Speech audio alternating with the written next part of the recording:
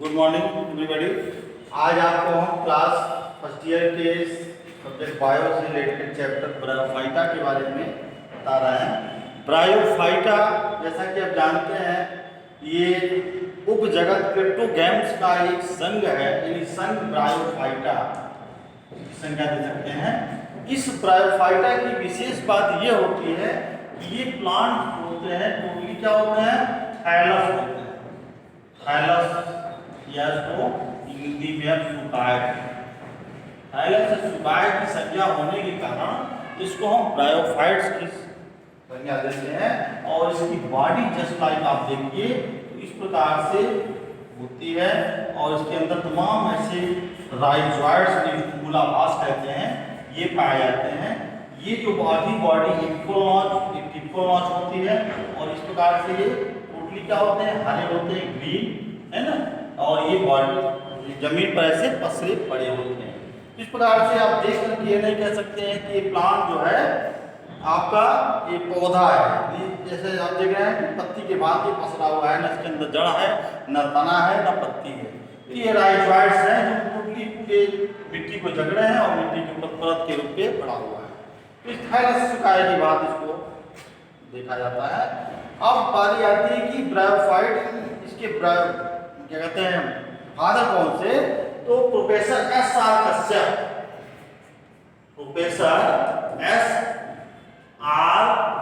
कश्यप जो है father of ब्रायोलॉजिस्ट, मैं लिख रहा हूं यहां पर फादर ऑफ ब्रायोलॉजिस्ट। ये थे ऐसे फादर थे, इंडियन है ना, इंडियन फादर ऑफ ब्रायोलॉजिस्ट जो है प्रोफेसर एस.आर. कश्यप ने इस प्लांट के बारे में हम आपको बताया कि ये भी एक प्रकार का पौधा है, पादप है, जो है क्या सा पूर्णतः स्वपोषी, इसके अंदर स्वतः भोजन बनाने की क्षमता होती है। कैसे होती है, क्योंकि इसके अंदर हरित लवण पाया जाता है। हरित लवण पाए जाने के कारण ये सूर्य के प्रकाश की प्रकृति में एक क्रिया कर लेता है प्रकाश संश्लेषण की, जिसके द्वारा ये स्वपोषी कहा जाता है। भोजन इसके अंदर बनकर तैयार हो जाता है ना, हरे रंग के कारण। अगर ये चीज क्लोरोफिल नहीं होती तो इसके अंदर ये भोजन बनने की प्रक्रिया नहीं होता, इसका न्यूट्रिशन स्वपोषी नहीं होता बल्कि हेटरोट्रॉपिक हो जाता है ना। इस प्रकार से ये स्वपोषी या ऑटोट्रॉपिक प्रकार का न्यूट्रिशन ये करता है। इसके उदाहरण जैसे इसमें जान लीजिएगा, जैसे क्या है, रिक्सिया है, मार्केंसिया है, पोलीला है, पेलिया है, स्फैग्नम है, तमाम ऐसे प्लांट हैं जो इसके तहत आते हैं। और ये है कैसे, इसके लक्षणों के बारे में बताते हैं आपको। पहला ये जल स्थली होती है, ये जल स्थली, ये जल में पाए जाते हैं, स्थल पर भी ये पाए जाते हैं। नम स्थानों पर ये जल स्थानों पर पाए जाते हैं।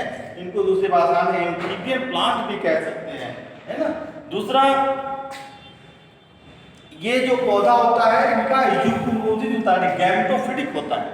इनका जो पौधा होता है युग्मकोद्भिद माना जाता है, इसको गैमेटोफिटिक कहा जाता है। और पूरी बॉडी थैलस और सुकाय की भांति होती है। जड़ तना पत्ती में ये विभेदित नहीं होता है। उसके बाद में जान लीजिएगा, इसमें वास्तविक वैस्कुलर बंडल जो होते हैं टोटली अनुपस्थित पाए जाते हैं, यानी वैस्कुलर बंडल के अंदर नहीं होता। जड़ तना पत्ती जैसा कि अपने के होता ही नहीं है ना।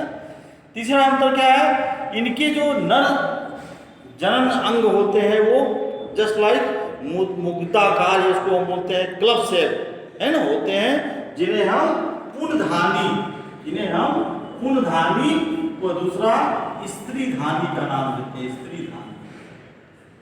तो पुनधानी क्या होता है, ये नर का पार्ट है, और स्त्री धानी अगर देखा जाए तो ये मादा का पार्ट होता है।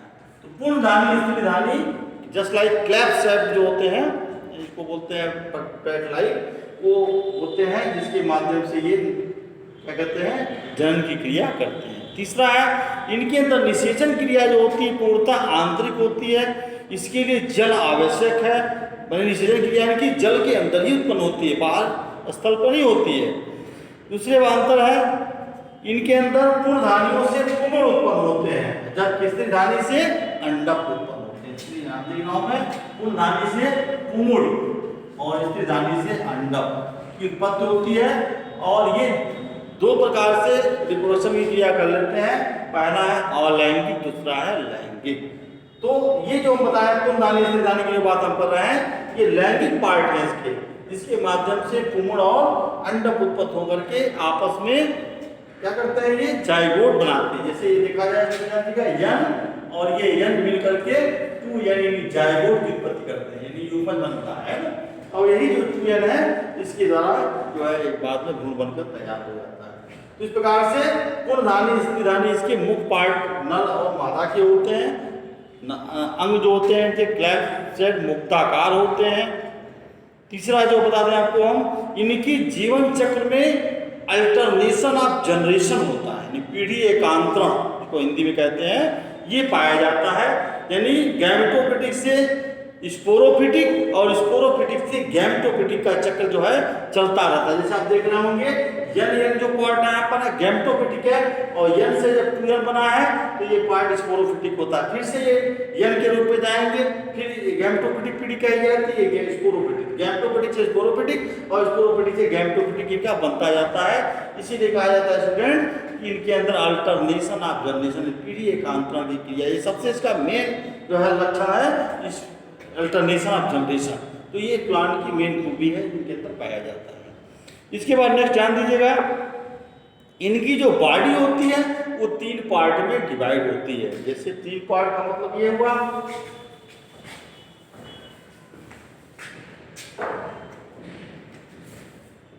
फूल, सीटा और तीसरा होता है कैप्सूल। कैप्सूल, फूल, सीटा, कैप्सूल, ये बॉडी 3। कैप्सूल के अंदर क्या होते हैं, बीजाणु होते हैं, है ना। तो फूट, सीटा, कैप्सूल, ये 3 पार्ट में इनकी बॉडी डिवाइड होती है, जिसके तहत ये फंक्शन की क्रिया करते हैं। अलग पार्ट जो है अलग अलग फंक्शन करता है। सीटा जो है कैप्सूल का निर्माण करता है, फूट से सीटा की उत्पत्ति होती है ना। तो पूरी बॉडी जड़ तना पत्ती में नहीं बल्कि फूट, सीटा, कैप्सूल में डिवाइड होती है। तो इस प्रकार से ध्यान दीजिएगा, ये जो है इनका एक विशेष खूबी है। दूसरी बात इनके अंदर ये है कि इनके अंदर बीजाणु उद्भिद कभी भी युग्मोद्भिद से पृथक नहीं होता है। यह भोजन व जल के लिए युग्मोद्भिद गैमेटोफिटिक पर ही निर्भर रहते हैं। तीसरा, इनके युग्मनज यानी जाइगोट जो बनता है उसमें शीघ्र विभाजन प्रारंभ हो जाता है और बीजाणुभूत अवस्था का निर्माण आसानी से हो जाता है। कहने का मतलब ये कि जाइगोट से ही स्पोरोफिटिक यानी बीजाणुभेद का निर्माण होता है ना। तो इस प्रकार से ये सारी चीजें होती हैं। अलैंगिक जन्म की जो चर्चा करते हैं उसमें जैसे विखंडन है, जेमा है, पत्रकलिकाओं के माध्यम से ये अलैंगिक जन्म की क्रिया हो जाती है। इस प्रकार से इनका विकास डेवलपमेंट होता रहता है। प्रोफेसर एस आर कश्यप जो थे हमारे इंडियन फादर पर बायोलॉजिस्ट थे, जिन्होंने इस सारे पौधों के बारे में हम आपको बताया। लगभग 2 लाख से अधिक प्रजातियां इन पौधों के अंदर यानी संघ में पाई जाती हैं। इसका बेस्ट उदाहरण आपको बताया, रिक्सिया, मार्केंसिया, पेलिया, पोरिला, स्टेगनम और भी तमाम ऐसी प्रजातियां हैं जो पाई जाती हैं, जिनका हम बाद में जिक्र करेंगे। बाकी नेक्स्ट टाइम में इसकी चर्चा करेंगे। Good day.